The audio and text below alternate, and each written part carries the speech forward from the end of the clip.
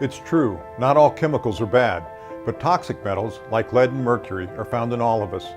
So are persistent toxins like PCBs and endocrine disruptors such as bisphenol A and flame retardants. We've been studying the impact of toxins on children for the past 30 years and reached the inescapable conclusion: little things matter. Toxins can have a lifelong impact on children. We've also discovered that extremely low levels of toxins can impact brain development. Let's take a look at the percent of children who are exposed to some of these toxins using a national study in the United States. To keep it simple, we'll use 100 children to represent all children.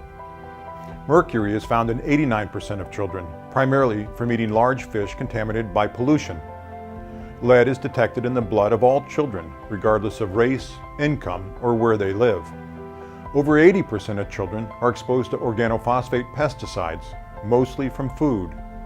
All children are exposed to PCBs, a persistent pollutant that was banned in the 70s but will linger for generations. Bisphenol A, or BPA, is found in 96% of children. PBDEs, a type of flame retardant, are found in 100% of children. But these toxins don't occur in isolation. Children are exposed to many toxins and dozens of untested chemicals all the time. Let's take a look at the body burden of a typical child, one toxin at a time. If each marble represents 1 part per billion of a toxin, this figure represents the body burden of a typical child. 1 part per billion is deceptively small. It is only about 2 tablespoons of sugar in an Olympic-sized swimming pool. But chemicals can be biologically active, even at very low levels.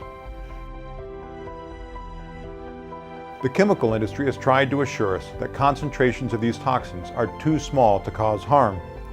But chemicals designed by drug companies to alter behavior, like the prescribed dose of Ritalin, a drug commonly used to treat children with ADHD, is active at levels about the same or even lower than toxins found in the blood.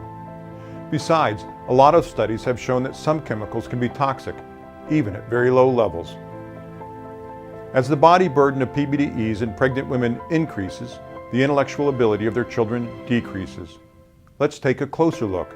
As the level of PBDEs in mother's blood increases from 10 to 100 parts per billion, the IQ scores of their children drop by about 5 points. We see a similar pattern with organophosphate pesticides. As the level of organophosphate pesticides in pregnant women increases from 10 to 75 parts per billion, the IQ scores of their children drop by about 5 points. In the 1960s, hundreds of children died from severe lead poisoning every summer. Since then, much lower levels of exposure have been shown to result in learning deficits and brain disorders like ADHD. In fact, the World Health Organization and other agencies agree there is no safe level of lead exposure. As the level of lead in children's blood increases from 0 to 100 parts per billion, IQ scores drop by about 6 points. In contrast, an increase from 100 to 200 parts per billion results in an IQ drop of 2 more points. An increase from 200 to 300 parts per billion results in an IQ drop of another point. The impact of toxins on the developing brain is permanent. Children who are more heavily exposed to toxins won't reach the same peak cognitive ability as those who have lower exposures. These studies show that there is no safe level of exposure. They also indicate that the way we regulate toxins, which assumes there is a safe level, fails to protect children. The chemical industry argues that the effect of toxins on children is subtle and of little consequence. But that's misleading.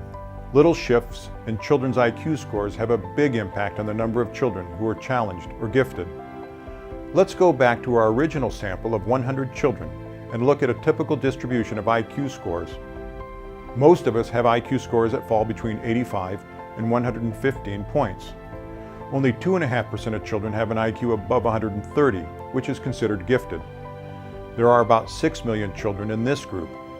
On the other end of the distribution, another 2.5% of children have an IQ below 70, which is considered challenged. The impact of exposure to a toxin like lead causes a 5-point drop in IQ. This shift results in a 57% increase in the number of children that are challenged, from 6 million to 9.4 million. There is a corresponding decrease in the number of children that are gifted, from 6 million to 2.4 million. Little shifts matter. The impact of exposure to another toxin, like flame retardants, results in a further increase in the number of children who are challenged, from 9.4 million to over 11 million. There is a further decrease in the number of gifted children. Although many or even most chemicals are harmless, the cumulative impact of exposures to 3 or 4 toxins is overwhelming to imagine. In Canada and the United States, chemicals are used in consumer products and released into the environment before they are tested for toxic effects. By allowing children to be exposed to toxins or chemicals of unknown toxicity, we are unwittingly using our children as part of a massive experiment.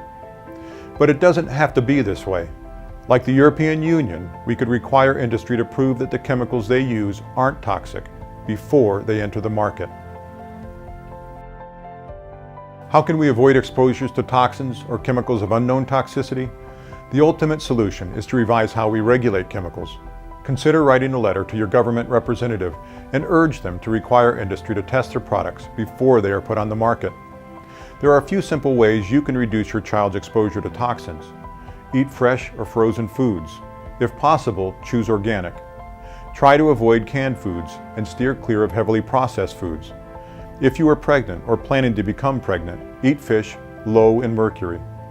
Don't use pesticides in and around your home. Check your home for lead hazards, especially if it was built before 1960.